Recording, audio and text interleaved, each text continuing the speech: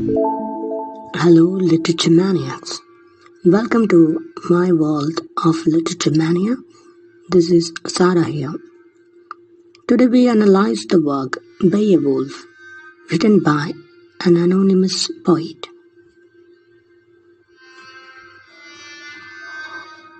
Beowulf, about 700 AD. As per the novel Codex or Beowulf manuscript, it is between 975 and 1025 AD. It is an Old English epic poem in the tradition of Germanic heroic legend, narrated in the third-person omniscient point of view. But elegiac elements too dominates the work. The poem begins in medias res, which means in the middle of things. The poem begins and ends with funerals. In the beginning, we see the funeral of Skjalskefing, that is a Danish king. And in the ending part, we see the death of the hero, Beowulf. The poem begins with lines as per the translation done by the famous English poet Seamus Heaney.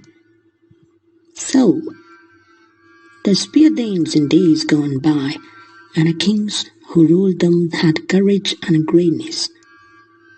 We have heard of those princes' heroic campaigns.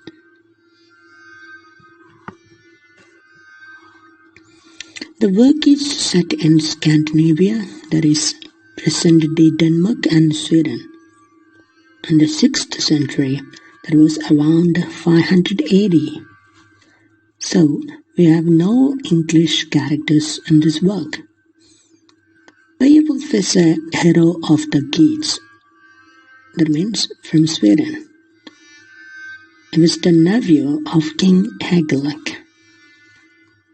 Beowulf possessed two swords. One of them was Hranding, which was given to him by Unferno, and another sword possessed by Beowulf was Nagling. That was given to him by Hrothgar. A Brekka is another character who is the childhood friend of Beowulf. Beowulf is another character who is a co-fighter with the dragon. The work is written mostly in the West Saxon dialect of Old English. The manuscript is known as the Novel Codex or Beowulf manuscript. There are total 3 battles in the work that Beowulf really partake. And we have 3,182 alliterative lines. Alliteration means a repetition of initial consonant sounds. The date of composition was around 700 AD. And the poem was written by an anonymous author, whom we now call the Beowulf poet.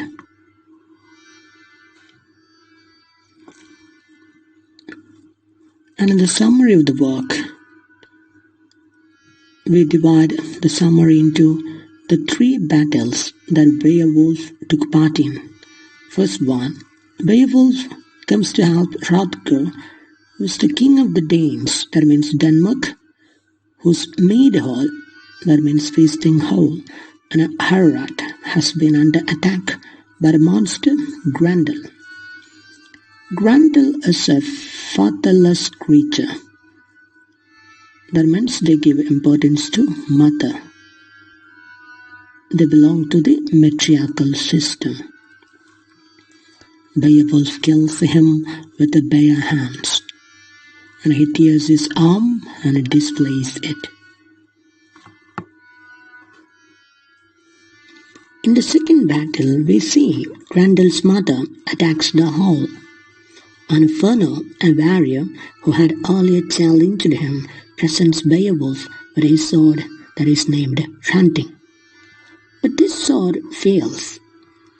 Beowulf spots another sword hanging on the wall and apparently made for giants, and cuts her head off with it. Beowulf goes home to Geirland and becomes king of the Geats. That means king of the Swedish people. In the third part, one day, 50 years after Beowulf's battle with Grendel's mother, that means Beowulf is now a very old man. A slave steals a golden cup from the lair, that means burrow or den, of a dragon at the Ernest. Beowulf defeats the dragon, but is mortally wounded in a battle by its venom. After his death, his attendants cremate his body and erect a tower on a high land in his memory.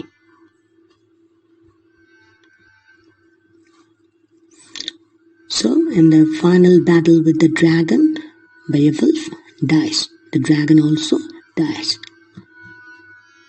In 1999, Seamus translated Beowulf into modern English. J.R.R. Tolkien's essay on Beowulf is titled On Translating Beowulf. Beowulf calls himself as Father Almighty. The themes expressed in the work include violence causes more violence, the importance of establishing identity, greed for treasure is a kind of spiritual death, tension between the heroic god and other value systems, the difference between a good warrior and a good king.